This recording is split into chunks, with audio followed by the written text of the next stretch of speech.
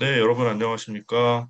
제가 멀리 있는 관계로 사전 녹화로 발표를 드리게 됐습니다. 경희대학교 국제대학원 곽대성입니다.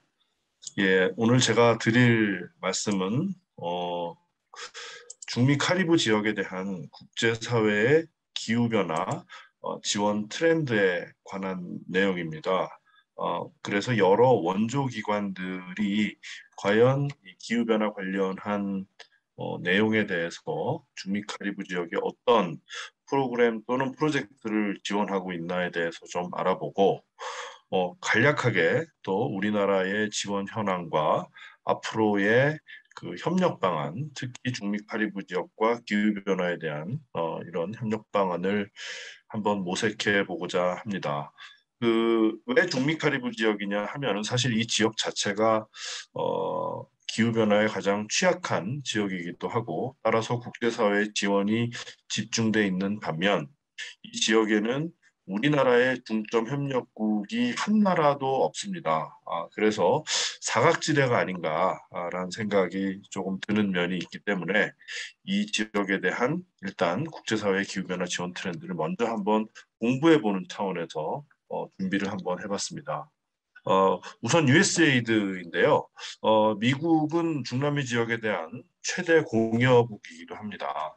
물론 전 세계에 대한 공여국이기도 하지만 특히 중미 카리브 지역은 자국과 연결돼 있는 점이 굉장히 많기 때문에 대규모 지원을 시행하고 있다 또 생각합니다. 특히 이 지역을 이캠이라고 하는데 그 센트럴 아메리카 앤 멕시코의 준말이죠.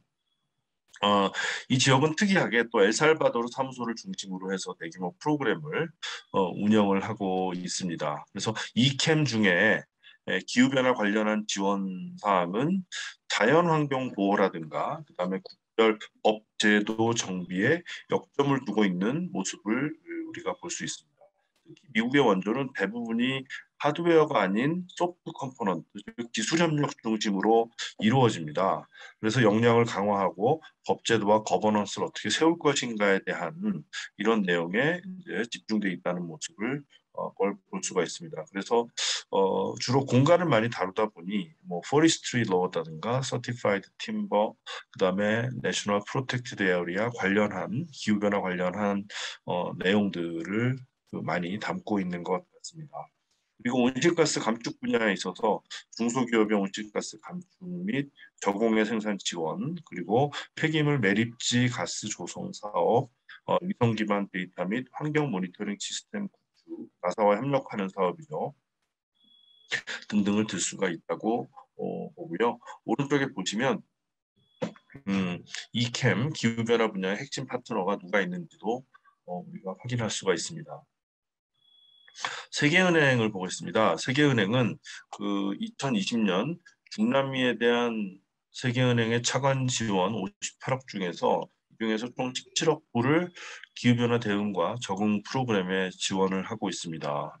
몇 가지 꼭지로 프로그램을 나눌 수 있는데 온실가스 증가로 인한 코비드-19 대응 어려움 등 영내 보건 리스크에 대응하는 그래서 온실가스 대응이 어려워지니까 이게 역시 그 코비드-19 대응에 어려움에도 영향을 준다는 것이고요. 그다음에 영내 자연재해 대응도 코비드-19과 같이 연결을 해서 진행을 하고 있습니다. 그리고 온실가스의 42%를 담당하고 있는 토지 사용 및 농업의 합리화에 대한 지원책을 계속 강구하고 있는 상황이기도 합니다. 예를 들어 목축에서 온실가스가 상당히 많이 나오고 그 목축 지역이 니카라과를 중심으로 한 중미 평해지대에 광범위하게 분포되고 있기 때문에 이걸 어떻게 줄일 것인가, 목축으로 인한 온실가스를 뭐 이런 내용들을 담고 있는 프로젝트도 있는 것 같습니다.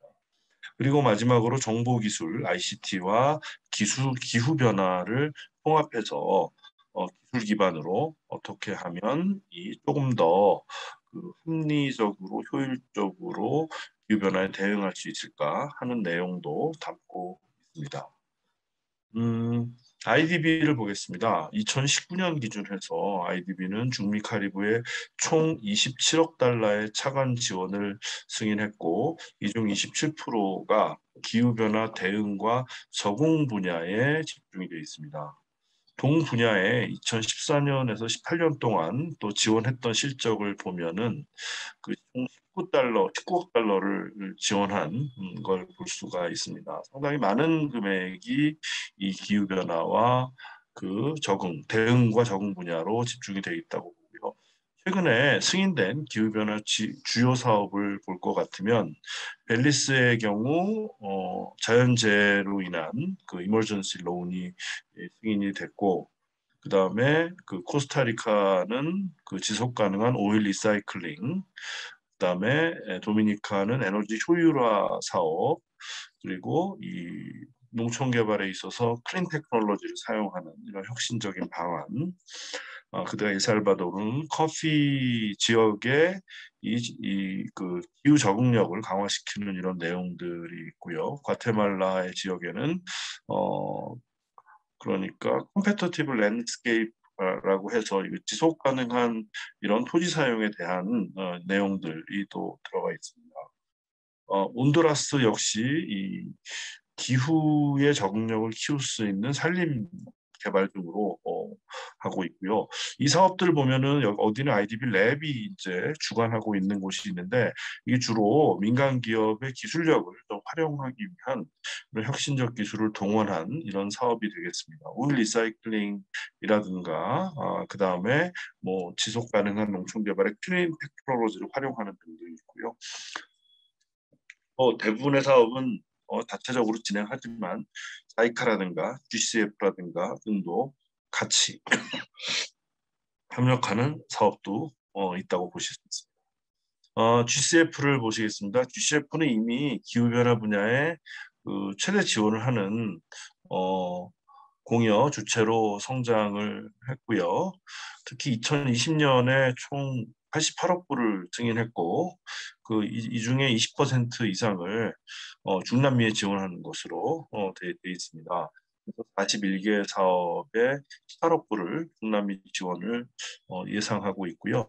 그리고 국제사회로부터 또 추가 지원액 43억 불을 이끌어냈습니다.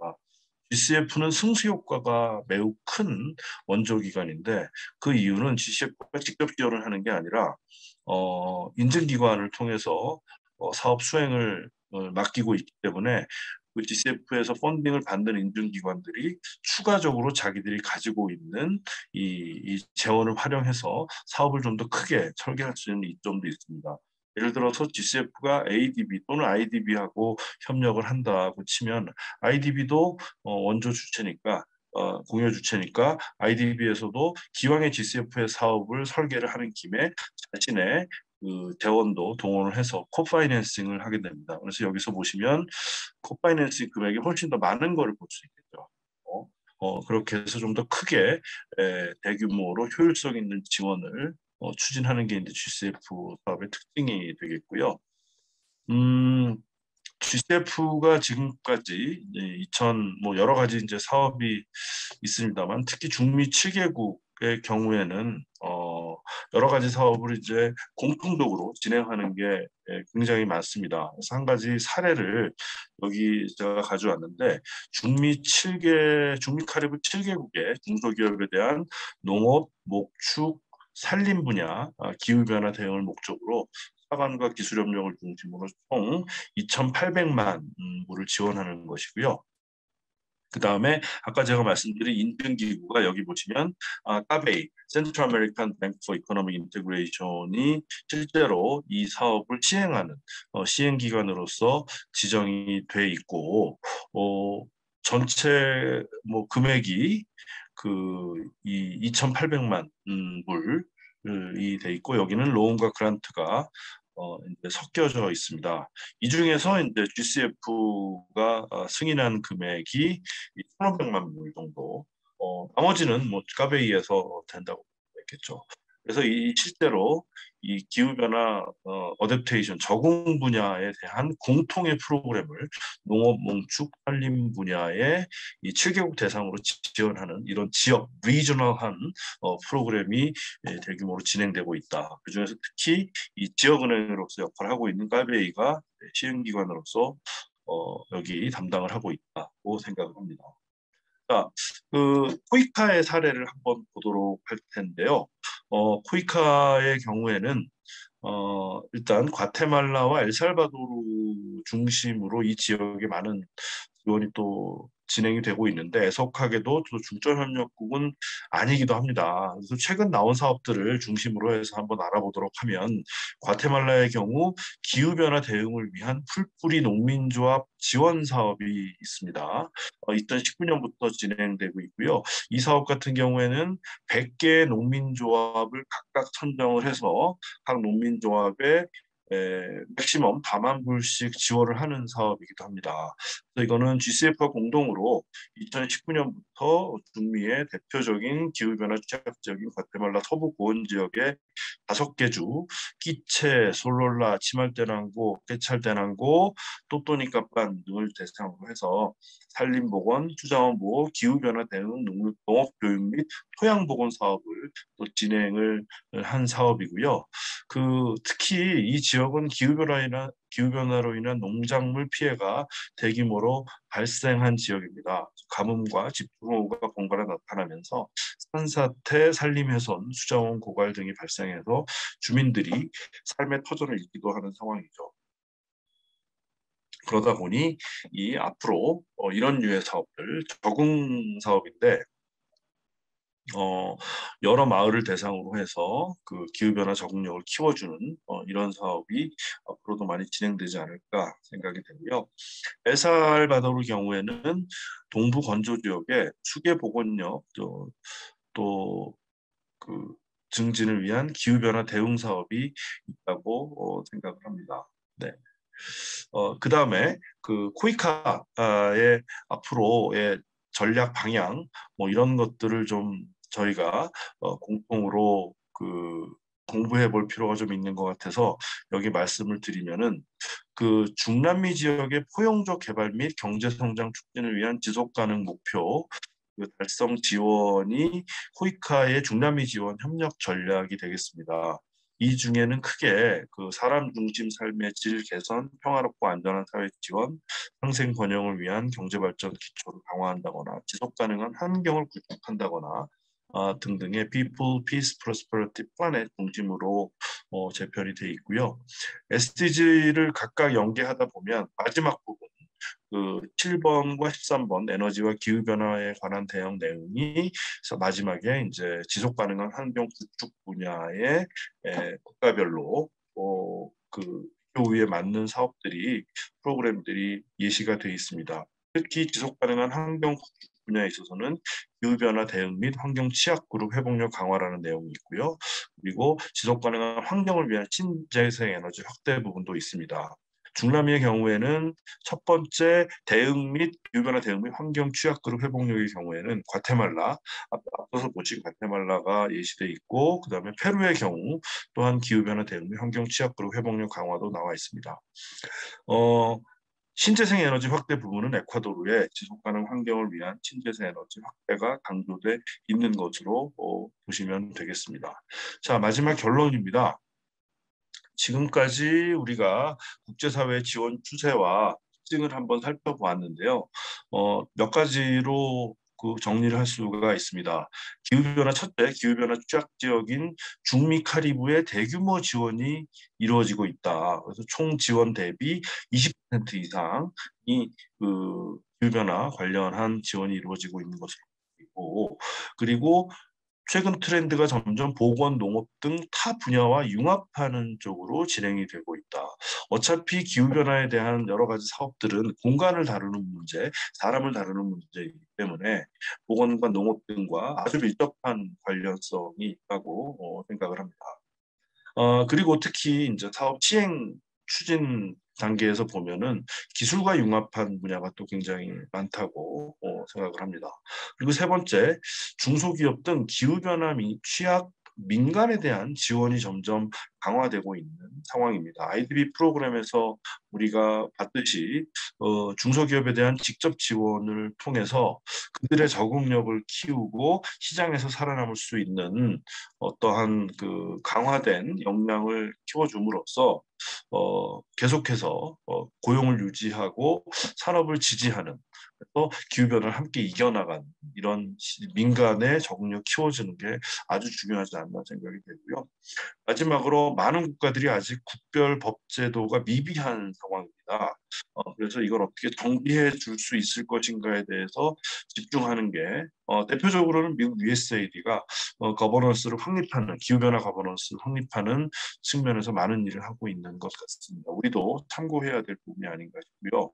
그래서 따라서 우리의 지원 방향을 한번 좀 제시를 해본다면 우리나라의 경우 기후변화 취약 지역에 대한 전향적 지원이 좀 필요하다. 하지만 중미 카리브 지역에 우리나라의 중점 협력국이 전무한 상태이기도 합니다. 그리고 전 중남미에서 봐도 코이카의 CP상 그 중점 지원 플랜상 기후변화 대응 및 환경 취약그룹 회복력 강화라는 분야는 중남미에서 과테말라와 페루 단 두 개국, 2개국에서만 지정이 돼 있는 이런 상황이다. 그래서 우리가 GCF에서도 보고 뭐 IDB에서도 본 것처럼 이 지역 전체를 아우르는 이게 그 기계적으로 어떻게 보면은 그 나라를 딱 나눌 수 없는 게 대부분의 기후변화 상황, 특히 이제 그 적응과 관련된 상황은 그 태풍을 비롯한 우리 저 허리케인 지역이 아닙니까? 그래서 주기적으로 와서 여러 나라를 영향을 주는 이런 지역이기도 하고 동시에 우리가 미티게이션 사업 같은 경우에도 유사한 이런 환경에 놓인 지역을 여러 국가를 다국가를 동시에 지원할 수 있다는 차원에서 지역적 접근이 가능한 이 중미 카리브 지역이기 때문에 기후변화 분야에서 프로그래밍을 하는 것이 바람직하지 않을까 또 생각이 되고요. 또 우리의 강점 분야인 ICT 등을 비롯한 기술 분야, 그리고 보건과 지역 개발과 농촌을 융합한 타 분야, 그리고 민간 기업에 대한 지원, 공공뿐이 아니라 우리 기업의 활발한 그 활동력을 활용해서 현재 민간 기업과 파트너링을 한다거나 현지 민간 기업 또는 스타트업들을 직접 지원한다거나 하는 이런 융합형 지원들이 국제사회의 추세이기 때문에 앞으로 우리도 이 분야에 대해서 조금 면밀한 계획을 세워서 협력하고 지원하는 것이 어떨까라는 생각을 하게 됩니다. 예, 그 멀리서 또 제가 미리 녹화를 했는데 잘 경청해 주셔서 감사드립니다. 예, 귀국해서 뵙도록 하겠습니다. 사실 좀 고민이 많이 되긴 하네요. 그 궁금한 부분에 대해서는 답을 안 주신 것 같긴 해요. 우리나라가 중점 협력국 가운데 중앙아메리카나 카리브 지역은 없고 그래서 사각지대다 이런 말씀도 하셨고 앞에 그 어떤 분이 환경부 연구원에서 나오신 분이 거리라든지 문화 언어 때문에 중미 카리브 지역에서는 사업을 하기가 쉽지가 않다, 협력을 하기가 쉽지가 않다 이런 이야기를 하셨잖아요. 근데 이제 우리 그 한국 외국어대학교 중남미 연구소에서 그간 이 그 그린 뉴딜이라든지 환경 협력과 관련해서 많은 그 연구 성과를 쌓았던 걸로 알고 있어요. 그래서 그동안 그 쌓은 연구 성과물들 같이 공유를 해주시고, 그리고 오늘 전체적으로 지정 토론자도 없고 토론할 수 있는 분위기는 아니기 때문에 설명하고 발표하는데 시간을 좀 많이 썼으면 좋겠다는 생각이 듭니다. 그래서 한 15분에서 20분 사이에 발표를 마무리해 주시면 감사하겠습니다. 두 번째, 하상섭 선생님 발표해 주세요. 네, 안녕하십니까. 한국 외국어대학교 중남미연구소의 하상섭입니다. 두 번째 발제자고요. 저는 그린 뉴딜과 관련해서 국제기구들의 어떤 정책 연구 결과들을 한번 봐볼까 합니다. 연구 결과 순서가 이제 방법은 좀 다르지만 되게 이제 학문적 배경 또는 이 방법론 자체가 좀 정밀하게 들어서 접근이 돼 있고요. 그런 그 국제 기구들의 좀 대중남미의 그린 뉴딜이라고 하는 이 사업들이 어떤 방향에서 어떤 설명하고 발표하는데 시간을 좀 많이 썼으면 좋겠다는 생각이 듭니다. 향후 덤떠드린가에 대한 정책 보고서가 2020년 지금 보고 계신 Jobs in the Net Zero Emission Future in Latin America and the Caribbean이라고 하는 제목으로 나와 있고요. 꽤 두꺼운 보고서인데 이 부분을 제가 좀 한 20분 안에 요약을 좀 해드리고 그다음에 살짝 이 비판적 접근도 좀 그래서 국제기구들 특히 이제 IDB와 ILO 노동기구가 보고 있는 중남미 지역에서의 어떤 그린 뉴딜이라고 하는 것들이 연구 보고서에는 어떻게 좀 기록이 되어 있는지 살펴보고자 합니다. 빡도 베르데라는 말을 많이 쓰는 것 같습니다. 그린 뉴딜이라는 용어는 방법론 자체 아시다시피 대공황 이후에 미국의 루즈벨트 정권에서 나왔던 뉴딜이라고 하는 이런 용어들로 시작을 했고요. 뭔가 좀 복잡해지는 것 같습니다. 글로벌 사회가 전차적으로 대공황이라고 하는 그 상황에서의 어떤 경제적 상황에 맞춰진 이 뉴딜이었다고 한다면 오늘날에는 21세기 들어와서는 이 그린이라고 하는 말을 붙이면서 뭔가 좀 이 다양한 국제사회가 지금 안고 있는 다양한 위기들이 복잡하게 복합적으로 작용을 하면서 이 부분에 대한 어떤 복합적 대응 이런 차원에서 이제 그린 뉴딜이라고 하는 걸 쓰고 있고요. 중남미 정책 전문가들은 그린 뉴딜보다는 빡도 베르데라고 하는 용어들을 더 많이 사용하고 있는 것 같습니다. 세 가지입니다. 현재 글로벌 차원의 위기라고 하는 코로나 보건 위기, 그다음에 기후변화의 위기, 그다음에 경제 이런 것들이 이제 영향을 주는 총체적인 경제 위기라고 하는 이 트리플 크라이시스를 어떻게 극복해낼 것이냐라고 하는 시점에서 그린 뉴딜이라고 하는 용어가 시기적절하게 나와서 뭔가 좀 새로운 대안 또는 방법론 이런 식으로 제안들을 하고 있는 것 같습니다. 사회 경제적, 기후 환경적 목표를 동시에 해결할 수 있는 기회를 제공할 수 있다는 점에서 뭔가 좀 새로운 개념이다라고 보고 있고요. 잠깐 팩트 체크들을 해보겠습니다. 중남미 현재 코로나 보건 위기 8월달 기준입니다. 전 세계 사망의 32%가 이 대륙에서 지금 나오고 있는 그런 상태이고요.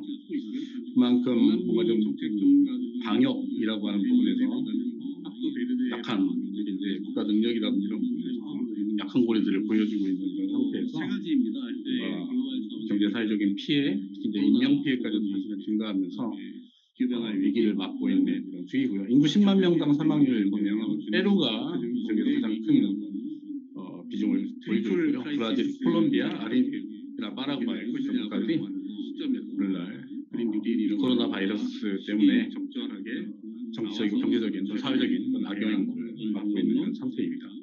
두 번째는 경제 위기 2020년 에플락 통계만 보더라도 전체 GDP 평균은 마이너스 7.7%까지 가 있는 그런 상태이고요. 조금씩 2021년 들어서 회복이 되고 있긴 하지만 이것도 지금 전망치여서 아직은 순수하게 경제가 회복되고 있는 데 있어서 이런 지적은 아닌 것 같습니다.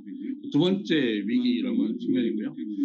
세 번째는 너무 잘 아시다시피 방금 박혜정 교수님 말씀하셨지만 기후 위기라고 하는 특히 이제 이산화탄소 저감 또는 이산화탄소 배출과 관련해서는 그렇게 많이 언급이 되지 않는 대륙이긴 하지만 기후변화 영향의 취약성이 꽤 높은 취약성 지수가 꽤 높은 국가들도 사실 이 대륙이 정체화되면서 잘 보시다시피 1번, 2번, 3번 여러분 영상에 보시면 여기 중미 카리브 지역이죠. 가장 취약성이 높은 뭐 남미와 비교를 하더라도 가장 취약성이 높은 그런 지역성들을 보여주고 있습니다. 대부분 국제기구들의 중남미 지역에서 라틴 아메리카 지역의 기후변화 취약성에 한 세 가지의 카테고리를 가지고 분포를 합니다. 첫 번째는 되게 이제 물과 관련된 대부분의 가뭄이라든지 홍수라든지 이런 부분에서 얼마나 취약한가 이런 부분들, 그 다음에 이제 생물 다양성 분석들을 하고 있고요. 그 다음에 인간 활동과 관련돼 있어서 취약한 분포를 보여주는 이렇게 좀 분포하는데 가장 취약한 부분은 이제 중미 카리브 지역이다라고 지도상으로 보시면 알 수가 있을 것 같고요. 그렇습니다. 온실가스 배출량은 뭐 전 세계와 비교해서 10% 미만밖에 안 되는 이런 지역인데 이 기후변화 취약성으로 인해서 가뭄, 홍수, 자연재해 이런 수많은 기후 위기를 경험하고 있는 중이고요. 대부분의 정치 경제 또는 기후변화 전문가들은 그린 뉴딜이라고 하는 그런 용어를 써서 이 지역의 기후변화에서 위기를 갖다 극복하기 위해서는 지속 가능한 에너지라든지 교통 시스템 개선, 도시 탄력성 강화, 기후 완화 및 적응을 위한 산림, 해양 농업 부분에서의 어떤 자연기반 해결 방안을 제시해주고 있는 것 같습니다. 이거는 중미 카리브 지역을 좀 하이라이트 집중해서 어느 국가들이 되게 기후변화 취약성 지수에서 탑 위치에 있는 국가들인가를 좀 비교를 해봤고요. 그동안 이 지역들 특히 이제 과테말라라든지 온두라스, 엘살바도르, 카리브 쪽으로 가면 자메이카라든지 이렇게 보면은 상당히 그 국가의 어떤 기후변화 취약성에 대한 적응 능력 또는 대응 능력 이런 게 상당히 떨어지고 있는 상태이고요. 이 지역이 굉장히 그린 뉴딜이라고 하는 부분을 빨리 사실은 받아들여야 된다고 정책 전문가들이 얘기를 하고 있는 것 같습니다. 이걸 좀 한번 정리를 해봤습니다. 기후 요인에 의해서 기후 위험 요인들이 어느 부분에서 굉장히 많이 나타나는 것들인가. 농업 부분들 가장 취약한 부분이 사실 농업 부분이고요. 아까 보건과 농업 이런 부선 교수님 말씀하셨지만 이 농업 부분이 갖고 있는 뭔가 좀 산업적 특성상 대부분의 어떤 이 기후변화에 가장 심하게 가장 직접적으로 노출되는 부분들이기 때문에 농업 부분이 가장 먼저 우선 나왔고요. 수자원 관리 부분들, 생물 다양성, 그다음에 산림 부분들 이런 부분이 뭔가 좀 위협으로 나와 있는 그런 상태들입니다. 그다음에 이 기후 위기 때문에 발생하는 사회 불평등 심화 데이터 통계들을 보시면 국제 노동기구 같은 경우는 상당히 그 지역의 실업자의 수가 현재 2019년에 2,600만에서 2021년 4,100만 정도로 늘어날 걸로 전망되고 있고요. 빈곤도 이미 절대 빈곤율도 지금 증가하고 있는, 그래서 8,300만 정도까지 증가하고 있는, 뭔가 통계상 숫자상으로 좀 사실은 보이는 것들이지만 기본적으로 이런 것들이 코로나 팬데믹이라든지 아니면 기후변화 위기라고 하는 이런 현상들의 어떤 결과로서 이렇게 좀 전망들이 나오고 있는 것 같습니다. 이 기후위기와 노동시장 영향관계 분석들은 되게 이제 ILO 같은 데서 굉장히 많이 분석들을 하는데요. 기후 온도 상승과 폭염만으로도 이미 이 지역의 근로조건이라든지 경제 생산성이라고 하는 것들이 굉장히 위협받고 있다라고 분석들을 합니다. 그래서 그 대표적인 이 그래프를 하나 제가 가져왔는데요. 이게 이제 열 스트레스와 일자리 상실 및 생산성 영향 관계, 특히 2030년을 예를 들어서 예상치해서 분석들을 하고 있는 것들을 보게 되면요. 꽤 많은 일자리들이 이런 이 기후 온도 상승, 지구 온도 상승 때문에 또는 열 스트레스 때문에 발생들을 하고 있는 것 같습니다. 한 250만 개 정도가 2030년에 가면 중미와 카리브 지역에서 일자리들이 열 스트레스 때문에 상실이 될 것이다라고 분석들을 하고 있고요. 대부분이 이제 직업적으로 보면 농업이라든지 축산업, 그다음에 수산업 이런 데에서 가장 심각한 위협들을 받고 있을 것이다라고 분석들을 하고 있습니다. 근로 연수 상실 문제도 굉장히 중요한 문제 같습니다. 생산성과도 관련이 있는 분이기 때문에 대부분 이제 그 막대 그래프의 빨간색이 2008년에서 2015년 통계이고요. 그 전에 파란색은 하늘색은 이제 2000년에서 2007년 사이인데 2000년과 2007년 사이와 그 이후에 15년 사이까지를 좀 비교하면 이런 자연재해에 의한 근로연수 상실의 이 크기가 굉장히 커지고 있는 이런 현상들을 볼 수가 있는 것 같고요. 그래서 중남미 카리브 지역에서 환경 및 기후 위협으로부터 손실된 근로연수는 2000년, 2007년부터 2008년 15년까지 10만 명당 한 138년에서 197년까지 증가해서 자연재해가 어떻게 점점 이 라틴 아메리카의 어떤 노동, 생산성에 악영향을 미치는지에 대해서 이렇게 분석들을 하고 있습니다. 특히 국가별로 보면은 빈곤 국가들이죠. 과테말라라든지 엘살바도르, 온두라스, 그다음에 남미의 파라과이 이런 국가들에서 이런 손실들은 더 크게 나타날 것이다라고 전망들을 하고 있는 이런 상태입니다. 문제는 이 생태계 서비스에 의존한 고용 범위와 고용자 수들을 라틴 아메리카 같은 경우는 꽤 많은 비중들을 갖고 있다라고 하는 겁니다. 직업군에서 보면 그렇습니다. 전체 직업의 거의 한 20% 정도가 이런 생태계 서비스에 의존적인 이 고용에 사실은 종사들을 하고 있기 때문에 그렇습니다. 중남미 카리브 지역은 여러분 잘 아시다시피 지구 담수 자원의 3분의 1 정도가 있고요. 그다음에 농작물 생산 가능한 전 세계 농지의 4분의 1이 여기에 있습니다. 식량 부국들이 꽤 많이 있는 이유들이 그렇고요. 세계 최대 규모의 순식량 수출 지역으로 알려져 있고요. 그래서 고용의 19%, 약 6,400만 정도 일자리가 이런 생태계 서비스에 의존하고 있는 입장들입니다. 그래서 생태계를 어떻게 관리할 것인가, 온도를 어떻게 낮춰줄 것인가라고 하는 문제들, 이런 것들이 사실 이제 자연 생태계와 관련된 또 연계되어 있는 이런 직업들에 직접적으로 영향을 주기 때문에 그렇다라고 하는 것들이고요. 그래서 농업, 축산, 식량, 음료 등 이런 가공업들, 이런 생태계 서비스에 의존하는 노동자가 가장 많은 분야, 각각 한 4천만 명, 1,000만 명 정도 이렇게 오른쪽에 있는 데이터 통계 확인해 보셔도 그렇죠? 굉장히 이 분야에서 생태계 또는 자연 생태계에 의존적인 이런 직업들이 꽤 많이 있구나라고 하는 것들을 라틴 아메리카 산업 특징만 여러분 보셔도 금방 우리가 눈치챌 수 있는 부분들이고요. 그래서 기후변화와 굉장히 연관이 있는 이런 분야이다라고 하는 것들입니다. 여기 이 그래프가 하이라이트입니다. ILO하고 IDB가 지금 현재 2030년까지 그린 뉴딜이라고 하는 정책들로 옮겼을 때 발생할 수 있는 새로운 직업들 또는 새로운 어떤 고용 창출이라고 하는 것들을 통계로 지금. 그래서 좀 보시면 플러스 마이너스가 좀 이렇게 그래프상에 있습니다.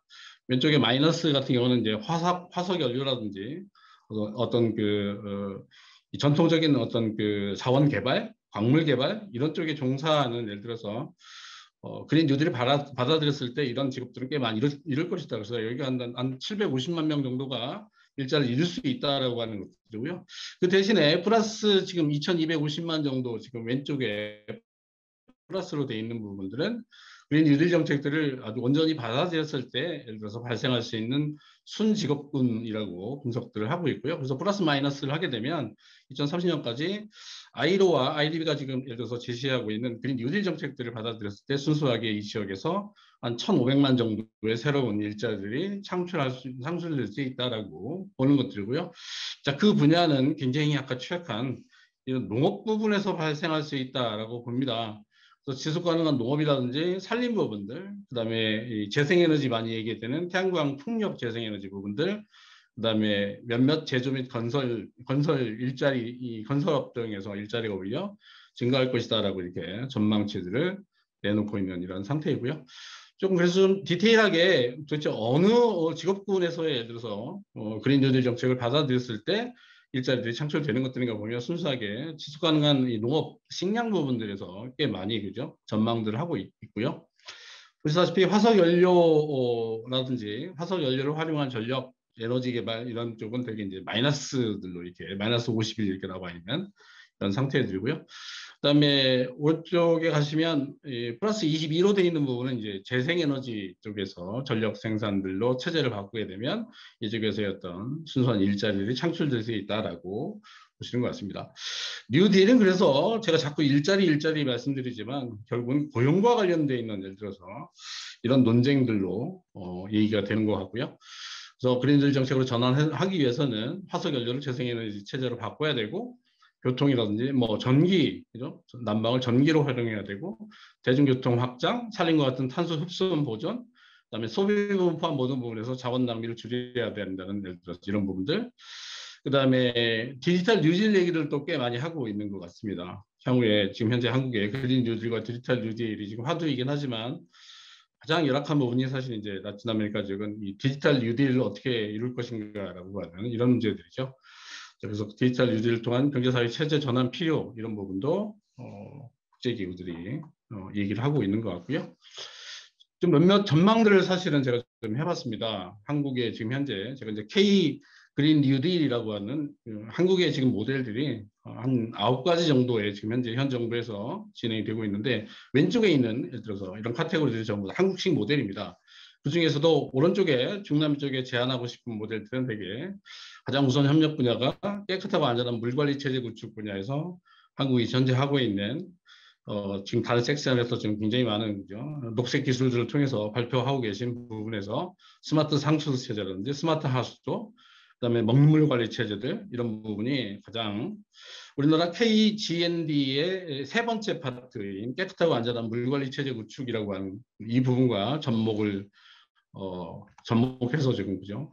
협력을 얘기를 할 수가 있고요. 그다음에 두 번째는 저탄소 분산형 에너지 확산이 이제 한국형 그린 뉴딜 모델인데요. 이런 분야 중에서도 특히 우선 협력 분야는 에너지 관리 효율성 지능형 스마트 그리드 구축 분야 같은 경우는 굉장히 한국과 중남미의 이렇게 협력이 우선시 돼야 된다라고 지금 제안을 드립니다. 특히 스마트 전력망 구축 이런 부분은 사실 전력 생산도 중요하지만 이것들을 전력망들을 스마트하게 어떻게 구축을 해서 누수를 줄인다든지 예를 들어서 이런 효율적으로 전력들을 공급하는 체제들을 어떻게 만들어낼 것인가는 ICT 기반 예를 들어서 스마트 전력망들을 어떻게 중남적으로 협력해 갈 것인가라고 하는 것들이 중요하게 할 것 같고요. 친환경 분산 에너지 시스템들, 그다음에 요새 전기차, 수소차 문제들 이런 문제들이 사실은 향후에 한중남미 그린 뉴딜 협력에서 우선 범위로 들어가야 된다라고 제안을 드리고 싶고요. 마지막은 R&D 분야일 것 같습니다. 금융 등 녹색 혁신 기반 소송 부분들이고요. 너무 잘 아시다시피 라틴 아메리카는 R&D 예산이 너무 적어서 기술 발전이라든지 인재 양성이 사실은 낙후되어 있는 예를 들어서 이런 어떤 국가 특징들을 보이는데요. 연구개발 투자를 통한 온실가스 감축 기술 발전 및 미래 인재 양성 이런 부분이 중요하고요. 독색융합 클러스터, 그다음에 PPT 방식이라든지 GCF 방식이라든지 대한민국에 있는 녹색 기후기금들을 활용하는 방식들 이런 부분이 대한민국 현재 세 번째 모델인 녹색산업 혁신 생태계 구축 측면에서 보면 현재 대한민국이 지금 하고 있지만 이런 부분이 대한민국 내에서 예를 들어서 경험이 되거나 연습이 된 이후에 점차적으로 연분 중남미 지역으로 국제화하거나 아니면 동시에 예를 들어서 그죠? 국제 협력이라고 하는 틀 내에서 이런 우선 협력 사업들이 사실은 진행이 돼야 된다라고 생각들을 하고 있습니다. 짧게 저는 이 그린 뉴딜이라고 하는 것들이 그죠? 시대적으로 왜 필요한 것들인가? 그다음에 라틴 아메리카 지역의 현재 그죠? 그린 뉴딜이라고 하는 것들이 국제기구들 특히 IDB와 ILO는 정책 보고에서 어떤 제안들을 하고 있는 것들인가? 그다음에 이런 특히 이제 지속 가능한 농업 분야라든지 아니면 재생에너지 분야 이런 분야에 라틴 아메리카 국가들은 굉장히 취약하기 때문에 그런 취약성들을 극복시켜주면서 동시에 뉴딜이라고 하는 자체가 갖고 있는 새로운 일자리 창출과 관련돼서 이런 부분에 대해서 정책적 관심이라든지 예산 투자라든지 아니면 국제 협력이라든지 이런 식으로 들어가야 된다라고 사실은 전망 보고서를 내놓고 있고요. 물론 이 결론이긴 하지만 이런 어떤 이 전망 보고서들 또는 정책 보고서들이 갖고 있는 한계들은 잘 아시다시피 이 거버넌스라고 하는 것들이 잘 돼야 됩니다.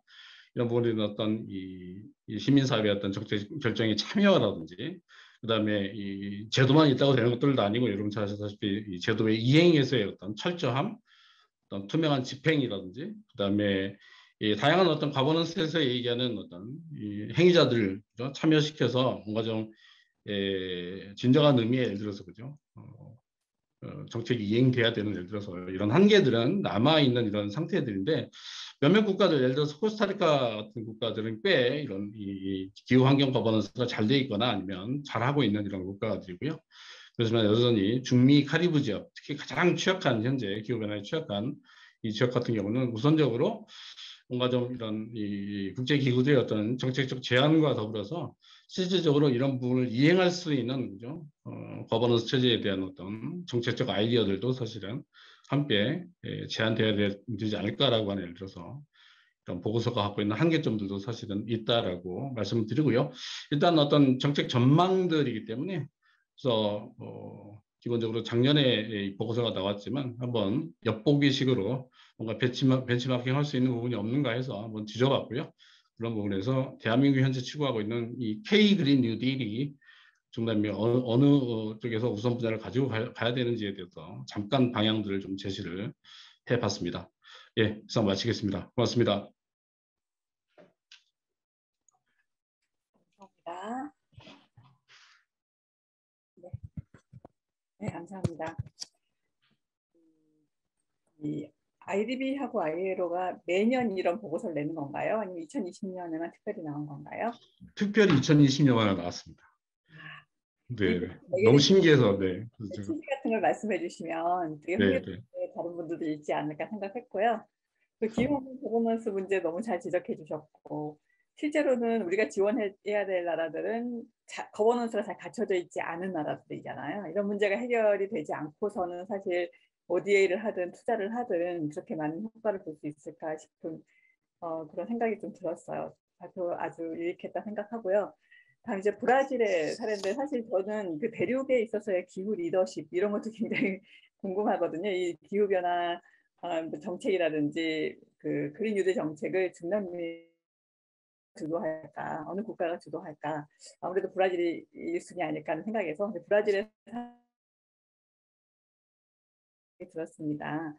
이미정 선생님께서 남미의 그린 뉴딜 브라질의 도전에 대해서 발표를 해주시면 감사하겠습니다.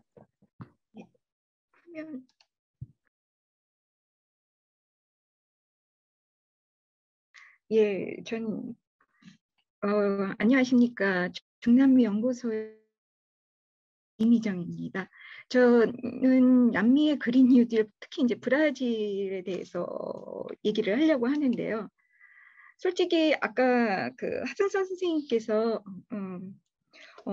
파크토 베르지가 라틴 아메리카에서 얘기하는 그 그린 뉴딜이다라고 얘기를 하시는데 거기서부터 브라질은 조금 차이가 있지 않나 그런 생각을 해봤습니다. 왜냐하면은 브라질에서는 파크토 이콜로지크라고 얘기를 합니다.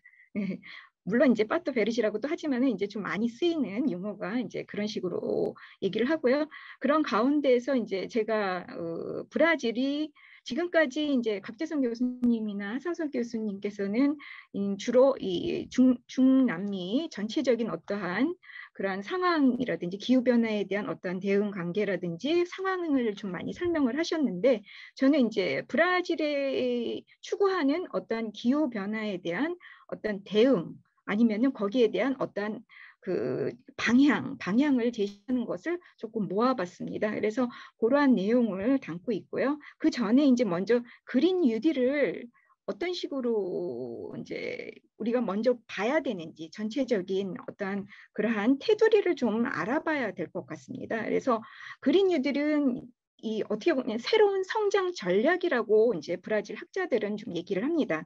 그런 가운데에서 이제 유럽 연합에서 2019년 말에 이제 이러한 그린 뉴딜 얘기를 하기 시작을 했고 그린 딜에서부터 시작을 했고요.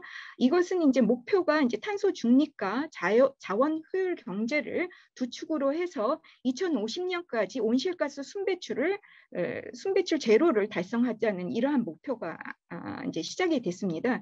그러한 가운데에서 이제 그린 뉴딜과 저는 이제 지금부터 얘기하려고 하는 것은 약간 경제적 기반에 대해서 좀 얘기를 하려고 합니다. 그래서 순환 경제의 관계를 좀 설명을 하려고 하는데요. 이 순환 경제는 여기 오른쪽 표에서 보시면 알겠지만 이 그린 뉴딜에서 이제 추구하는 여러 가지 측면이 있는데 뭐 기후 변화, 클린 에너지, 뭐 에너지 자원 효율이라든지 아니면 이 생태계의 종 다양성 이런 여러 가지 측면에서 산업 부분에서 추구하는 기반이 바로 이제 순환 경제입니다. 그래서 이 순환 경제를 통해서 브라질의 이 경제 부분은 어떤 식으로 이 그린 뉴딜에서 대응을 하고 있는지 거기에 대해서 이제 규제, 특히 이제 제도적인 측면에서 좀 살펴보려고 합니다. 먼저 이제 환경과 기후 균형을 위한 이제 경제 활동의 조건에는 지금 현재 진행되고 있는 것은 순환 경제가 아니라 우리가 이제 일반적으로 뭐라고 얘기를 하냐면 선형 경제라고 하는데요. 이 선형 경제에서는 생산과 소비가 이제 생산부터 시작해서 소비하고 난 다음에 이제 폐기하는 이러한 순을 밟습니다. 그런데 이제 지금까지 대부분의 이 경제 활동이 성장을 하기 위해서는 자원을 많이 사용하는 이러한 시기에 성장을 해왔던 반면에 이 순환 경제에서 얘기하는 것은 새로운 생산, 소비 행동 양식으로서 디커플링을 얘기를 합니다. 그 디커플링은 뭐의 디커플링이냐 하면 경제 성장에서 환경에 영향을 주는 천연 자원 소비를 분리시키는 겁니다. 그래서 이제 디커플링에 의한 천연 자원의 효율적 관리가 바로 순환 경제라고 이제 볼 수가 있습니다. 그래서 지금 현재 이제 어떻게 보면은 이제 경제 패러다임이 선형 경제에서 순환 경제로 이제 변해가고 있는데요. 선형 경제가 자원을 이용해서 생산을 하고 생산을 한 다음에 폐기를 하는 이러한 순을 밟았다면 이 순환 경제는 이것을 다시 회복하는 이 완전히 사이클을 완전히 원형으로 폐쇄된 원형으로 만드는 이러한 경제 패턴이라고 말할 수가 있겠습니다. 그래서 선형 경제에서 추구했던 어떠한 빨리 개발해가지고 제품을 개발해서 빨리 폐기하고 이런 식의 짧은 제품 수명을 해와서 지속성이 굉장히 계속되지 않는 지속 불가능성이라는 어떠한 성격을 보여주었고요. 그리고 비효율적인 희소 자원이 사용이 증가했었고, 그리고 이럼으로써 온실가스와 오염물질 배출이 증가해왔고, 이러한 가운데 이제 가치 사슬에서 폐기물 양이 증가하는 이러한 관계가 성립되었던 반면에 앞으로의 경제 기반은 이제 순환 경제, 즉 자원을 순환을 하면서 자원의 최적화를 기반으로 한 새로운 비즈니스 모델을 만들어내야 된다라는 이러한 의견을 이제 계속해서 이제 유럽 연합을 중심으로 해가지고 이제 확산이 되면서 그 라틴 아메리카나 아니면은 지금 한국에서도 이러한 어떻게 보면은 이러한 틀에 편입이 되지 않는 편입을 이제 시도를 하고 있는 것이 아닌가 그런 생각을 해봤습니다.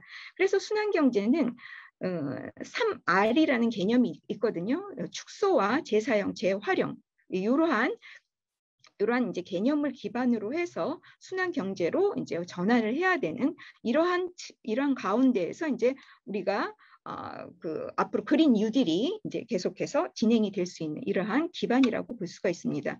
순환 경제 모델은 기술적 주기하고 생물학적 주기가 있는데요. 이 아까 말씀드렸던 재사용, 수리모, 회복 이러한 것들과 그리고 이제 생물학적 어떠한 그 바이오 기반 재료라든지 퇴비화 같은 것들을 갖다가 이제 계속해서 토양과 같이 살아있는 시스템을 재생하고 경제에 재생 가능한 자원을 계속해서 제공하는 이러한 모델로 만들어야 된다라는 것을 이제 얘기합니다. 이렇게 해서 이제 어떻게 보면은 패러다임의 전환, 기술 패러다임의 전환인데 이 기술 패러다임의 전환을 위해서는 우리가 일반적으로 이제 국가가 주도하는 어떤 법적, 제도적 틀이 필요하다고 봅니다. 그래서 이런 국가적인 아까 각재성 교수님께서 말씀하셨듯이 그 중남미의 이러한 뉴딜, 그린 뉴딜을 갖다가 이제 전파를 하기 위해서는 어떤 법 제도적 틀이 필요하고 이것이 어떤 식으로 진행이 되어야 되는지 이제 그것을 이제 브라질 케이스를 보면서 한번 얘기를 하면요. 먼저 이제 그 일반적으로 이제 순환 시스템 가동을 위한 일반적인 이제 산업적인 측면에서 일반적 범위가 있습니다. 식품이나 농업, 임업 그리고 생물 기반 제품에 대한 어떤 지속 가능한 어떤 시스템을 실현을 하고 그리고 국가적 차원에서 이것을 갖다가 지속 가능한 시스템을 구현하기 위해서 굉장히 여러 가지 이제 수단을 만들어내기 시작을 하는 거죠. 그래서 뭐 기업적인 측면에서는 특정 제품이나 폐기물 문제를 갖다가 어떻게 실현을 하고 그런 포장 사용 방지라든가 이런 여러 가지 재사용, 재활용 이런 문제를 해결하는 것이 이제 기업적인 측면이라고 볼 수가 있습니다.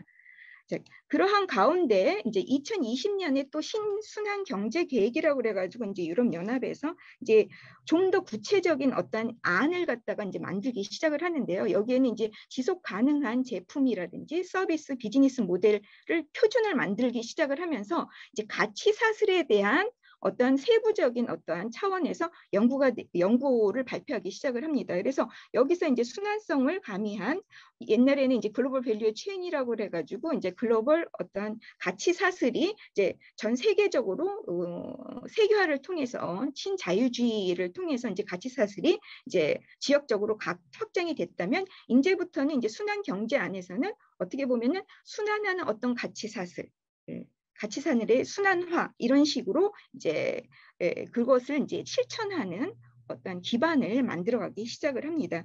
그래서 이것을 이제 현재 국가적인 차원에서 이러한 규제를 어떤 식으로 순환할 수 있는 어떠한 그러한 규제 법제도라든지 규제 틀을 갖다가 만드는데 이것을 하기 위해서는 대체적으로 이제 경제에 대한 주체가 이제 기업이다 보니까 기업을 중심으로 한 어떤 책임에 대한 그러한 것들을 갖다가 부과하는 그런 원칙이 많이 생기는 것 같습니다. 그래서 오염자 부담의 원칙이라든지 생산자 책임 원칙이라든지 그리고 이제 가치 보존의 원칙은 이제 전반적인 차원에서 보는 거고요. 그리고 이제 폐기물 관리는 이제 그 정부라든지 국가적인 차원에서 보는 것이고 점진주의 원칙은 어떻게 보면 이전에는 선형 경제에서는 굉장히 빠른 제품 수명 주기가 짧았기 때문에 빨리빨리 돌아가는데 이제 앞으로는 조금씩 천천히 가더라도 이러한 것들을 갖다가 회복 가능한 그런 사이클을 거쳐가면서 이것을 회복을 해야 된다. 이런 식으로 해서 이제 좀 느릿느릿 가는 이런 점진주의 원칙을 이제 내세우는 것 같습니다. 또한 이런 것들을 실천하기 위해서는 어떻게 보면은 자금 조달 메커니즘이 형성이 돼야 되는데요. 이것을 국가가 주도하는 어떤 세율 감면이라든지 면제라든지 그리고 또 연구, 혁신, 투자 같은 이러한 것들을 이제 주도해 나가면서 이 경제적 인센티브도 많이 만들어주는 이러한 차원에서 이제 기회 창출, 기업 간의 이제 사업의 비즈니스 모델을 창출을 하고 직업도 창출을 하고 이러한 식으로 여러 가지 이제 측면에서 이제 경제적인 이익을 마련하는 그러한 이제 방향이 추구가 됩니다. 이러한 가운데 이제 그러면 브라질의 그린 뉴딜은 어떤 식으로 지금 편입이 되고 있는지 거기에 대해서 그 규제적인 틀 안에서 좀 살펴보려고 합니다. 먼저 이제 브라질은 규제 체계가 이미 굉장히 오래 전서부터 뭐 그렇게 오래되지는 않았지만 2000년대 초반부터 이 어떻게 보면 순환 경제로의 편입을 가능하게 하는 어떠한 방침, 규제, 어떠한 법제도가 마련되기 시작을 합니다. 특별히 이제 특별 기금이라든지 기술 지원이라든지 세금 인센티브, 뭐 투자, 가격 규제, 뭐 이런 것들이 이제 마련되기 시작을 하는데요. 이 문제는 이제 브라질의 아까도 그 하상석 교수님께서 말씀을 하셨듯이 제한적인 이제 측면이 거버넌스 문제입니다. 이 정부의 정책 시행에 있어서 굉장히 그 정부가 바뀌면서 이것을 실천하는 어떠한 그 연계적인 이런 가운데에서 이것을 계속해서 추진력을 발휘하기가 어려운 가운데 이 순환성을 목표로 하는 어떤 법률을 만들어 놨는데 이것이 계속해서 추진하기가 어려워지는 그러한 상황이 이제 벌어지게 됩니다. 그런 가운데에서 그러면 브라질은 무엇을 만들었는지 한번 잠깐 살펴보면요. 브라질은 부문별 국가 법률을 만들어서 이 순환성을 이제 보여주는 어떤 식으로 이것을 마련을 할 것인가라는 것을 이제 얘기를 하는데 그 중에서 고용 폐기물과 수자원 그리고 혁신 기후변화, 환경보정, 생물의 다양성 측면에서 이제 살펴보고 있습니다. 먼저 이제 브라질 규제 체계에서 이제 부문의 고용 폐기물 같은 경우에는요, 그 2010년에 국가적 고용 폐기물 정책이 만들어집니다. 이러한 고용 폐기물 정책은 무엇이냐 하면은 부적절한 고용 폐기물 관리로 발생하는 환경, 사회, 경제적 문제를 대처하는 어떤 체계를 만드는 것인데요. 목표는 폐기물 생성을 예방을 하고 감축하고 지속 가능한 소비 습관을 장려하고 고용 폐기물의 재사용하고 재활용 그리고 폐기물을 환경적으로 건전하게 처리하는 이런 것들이었습니다. 이것이 2010년부터 이제 발효를 했는데 그 이전에 먼저 이제 타이어나 살충제 부분에서 이미 부문별 생산체인의 영물류 시스템도 적용되기 시작을 합니다. 그 다음에 이제 수자원 이제 정책이 이제 마련이 되는데요. 이것은 굉장히 오래 전서부터 이제 브라질에서는 1997년에 마련되기 시작을 합니다. 그래서 양질의 물의 가용성을 이제 보장하는 어떠한 수자원 활용 정책입니다. 그래서 우리가 이제 일반적으로 얘기를 할 때 물은 공유재화이고요. 그리고 군사적이면서 경제적 가치가 굉장히 높다고 얘기를 합니다. 그러한 가운데서 이 수자원 관련으로 인해서 이제 어떠한 국가적인 어떤 분쟁도 야기시를 시키고 이 수자원 정책은 굉장히 국가적인 차원에서 안보와도 굉장히 관계가 있는 거죠. 그러한 가운데 예를 들어서 브라질에서 실천한 어떤 수자원에 대한 인센티브를 얘기를 한다면 2014년과 2016년에 전국적인 수자원 재사용을 이제 재사용을 장려하기 위해서 세금 인센티브를 만들었습니다. 이때 이제 대체 수원에 물 공급 규제를 규정을 했고요. 수자원 낭비와 폐수의 양 축소와 합리적 사용을 목표로 하면서 이러한 인센티브, 재사용, 물 재사용과 강우 회수, 그리고 이러한 물들을 이제 재사용되는 물을 사용하는 부품 및 장비 제조업체라든지 아니면 거래자, 수입업체, 생산자, 유통업자 이러한 업자들에게 세금 혜택을 주거나 아니면 신용 인센티브를 부여한다든가 이러한 정책이 2014년, 16년에 이제 또 마련되기 시작을 합니다. 그 다음에 이제 혁신적인 측면에서 봤을 때는 이제 생명공학 개발 정책을 제정을 하는데요. 이것은 이제 국가적인 어떠한 그 혁신적인 생명공학 제품도 뭐 개발을 하고 공정도 개발을 해서 이 적합한 환경을 구축하는 국가적인 어떤 생산 구조의 효율성을 제고하는 이러한 이 혁신 정책을 마련하기 시작을 합니다. 그래서 이것은 이제 산업부문과 기관 간의 연계, 파트너십을 통해서 기업부문과 시민사회가 참여할 수 있는 이러한 활성화 방안을 논의하기 시작을 했고요. 그 다음에 기후변화에 대한 국가 계획을 이제 마련을 합니다. 이 기후변화에 대한 국가 계획은 2008년도부터 이제 만들어졌는데요.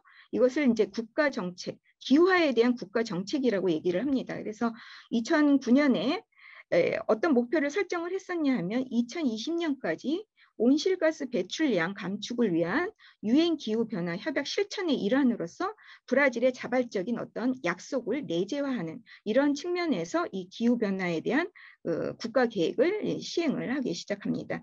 그래서 기후변화에 대한 완화라든지 아니면 적응을 위한 부문별 계획이 수립이 되는데요. 여기에서 이제 구체적인 방안인 전기발전 및 배전, 도시 대중교통, 산업, 의료 서비스, 농목축업 부문에서 인위적인 배출을 감소시키고 그리고 점진적인 목표를 설정을 하는 또한 이러한 것들을 실행하기 위해서 많은 도구라든지 아니면 국가기금을 이제 만들어서 이것을 이제 촉진하는 이러한 방안을 만들어 놓고요. 그리고 이러한 이 적응 조치를 촉진하기 위해서 재정, 세금, 신용, 탄소 시장 등과 같은 금융 및 경제 수단의 사용 규정을 만들어 놓고요. 그리고 이제 국가 자발적 기여를 통해서 이것을 이제 목표를 달성하기 위한 여러 가지 이제 구체적인 방안이 마련되기 시작을 합니다. 그 다음에 이제 환경 보전에 대한 이제 제도가 이제 마련이 되는데 특히 여기에는 이제 산림법이 관계가 됩니다. 이 산림법은 아까 두 분의 교수님들께서 말씀하셨듯이 굉장히 이 산림법은 어떻게 보면은 이제 농업과 굉장히 큰 관계가 있습니다. 그런데 이제 브라질은 1965년에 산림법을 이제 만들기 시작을 했는데 2012년에 이 신산림법이 나오면서 제정이 되면서 여기에 대한 어떠한 방향이 조금씩 이제 재생에 대한 어떠한 이 농촌 생산 기반을 재생하려고 하는 회복하려고 하는 이러한 움직임이 만들어지기 시작을 합니다. 그래서 토착 식생이라든지 임업이라든지 가정농을 보호를 하고 그리고 이러한 목적을 달성하기 위해서 경제, 금융적 예방 수단을 정립을 했고요. 그 다음에 이제 벌칙에 이제 벌금, 뭐 여러 가지 이제 정치활동, 환경 법규를 이제 규정을 하는데요. 특히 여기서 이제 우리가 조금 더 구체적으로 얘기를 할 때 좀 특이한 사항은 농촌 환경 등록부를 이제 만드는 예를 이제 제가 하나 썼는데요. 이것은 뭘 얘기를 하냐면은 2012년부터 우리가 이제 생산 활동을 하고 있는 농촌들이 이제 자기가 가지고 있는 땅을 등록하는 어떤 이러한 시스템입니다. 그래서 이것을 농업 활동을 하면서 원래 환경적으로 규제되어 있던 어떠한 토지를 갖다가 만약에 사용을 해가지고 이것이 훼손이 됐을 경우에는 그것을 복구하는 작업을 해야 됩니다. 그런 것을 알고 그것을 갖다가 이제 국가적으로 이제 관리하기 위해서는 어떻게 보면 이런 농촌 환경 등록부가 완벽하게 돼 있어야지만이 이것을 실천을 할 수가 있거든요. 그래서 이때부터 이제 환경 정규화 프로그램이 시작이 되는데 이것을 공식적으로 영구 보전 지역이라든지 보호구역 또는 황폐 지역이나 변경된 지역을 이제 복구하는 그리고 복원하는 어떤 최소한의 이제 약속을 이제 실현하기 위한 이러한 법들이 이때부터 이제 마련되기 시작을 합니다. 이 법이 만들어지면서 굉장히 시비가 많이 그 개발자라든지 여러 가지 이제 그 이해관계자들이 불만이 상당히 많았었는데 왜요? 시간. 예. 네, 이러한 환경 보전에 관계되는 법이 있고요. 그 다음에 이제 생물의 다양성 법이 또 있습니다. 이것이 2015년에 만들어져서 유전적 유산에 대한 어떠한 접근이라든지 전통 지식에 대한 그 접근, 생물 다양성의 보전, 그리고 이러한 지속 가능한 사용을 위한 어떤 혜택 공유, 이러한 규정들을 이제 마련을 했습니다. 자, 이렇게 해서 이 여러 가지 측면에서 많이 이제 다루지는 못했는데요. 시간 관계에서 이러한 가운데 제가 브라질의 이 규제적인 측면에서의 어떠한 뉴딜 그린 뉴딜에 관계되는 어떤 순환경제 기반의 실현을 위한 어떤 조건 중에서 이제 규제적인 틀을 얘기를 했는데 결론적으로는 이제 저는 이러한 규제들이 중요하지만은 이제 그것을 규제가만 어떠한 이제 법 제도가 마련됐다고 해서 실질적으로 사회가 그것을 이행을 하지 않으면 그것이 아무런 그 소용이 없는 거죠. 그래서 제일 중요한 거는 사회적인 인식의 변화가 필요하지 않나 그런 생각을 해봤습니다. 그래서 변해가는 어떤 사회 경제적, 환경적 시스템에 대한 어떤 인식이 가장 필요하고 지금 이제 코로나19 시대로 인해서 굉장히 환경이 이러한 모든 제도들이 실천할 수 있는 어떤 여건이 굉장히 힘든 가운데에서 이미 규제라든지 아니면은 체계들이 만들어지긴 했지만은 이것들이 실천하는 데는 상당히 좀 많은 시간이 걸릴 것 같습니다. 그래서 팬데믹 이후에 깨끗한 경제 회복을 위한 준비 범위 안에서 소비자라든지 아니면은 이러한 기업, 정부 모두가 이러한 연계적인 측면에서 이러한 실천을 계속해서 추진을 한다면 이것이 그린 뉴딜과 상통하는 어떠한 대안으로서 이제 브라질에서 이제 계속해서 지향할 수 있는 어떠한 방안이 아닌가 이런 생각을 해봤습니다. 네, 저의 발표는 여기까지입니다. 감사합니다. 네, 감사합니다. 궁금한 게 되게 많았는데 그냥 궁금한 거 딱 한 가지만 얘기하고 마무리할게요. 그 순환 경제로의 편입이라고 하는 단어를 쓰셨는데 보통 순환 경제로의 전환이라든지 다른 용어를 쓰실 텐데 뭐 특별한 이유가 있을 것 같긴 한데 이제 시간이 없어서 여쭤보지도 못하고 딱 1초 정도 얘기. 예, 저도 편입이라는 얘기를 상당히 하기 싫어합니다. 왜냐하면은 여태까지 항상 그 선진국에 의한 어떠한 개도국의 편입이라든지 이런 것들이 상당히 그런데 이번에 이 연구를 하다 보니까 또 다시 한번 계속해서 이러한 그 개도국 차원에서 마련된 것이 아니라 일단 이제 유럽이라든지 아니면 선진국 차원에서 먼저 시행을 한 것을 이쪽으로 확산을 시키는 이러한 진행 과정에 거치다 보니까 이것이 다시 한번 이게 편입이 아닌가라는 생각을 해봤습니다. 근데 이제 이런 것들은 어떻게 보면은 지금 상황에서는 맞지 않는 용어 같습니다. 그래서 저도 이러한 전환을 좀 제대로 평등한 어떠한 전환, 확산 이러한 식으로 좀 바꿨으면 하는 그러한 바람이 있습니다. 네, 감사합니다. 너무 좋은 주제를 가지고서 그동안 오랫동안 연구하신 것들 잘 공유해 주셔서 감사하고요. 또 다음 기회에 또 좋은 연구 성과물 발표를 해주시면 감사하겠습니다. 이상으로 저희 세션 B-1 세션 마무리하겠습니다. 감사합니다.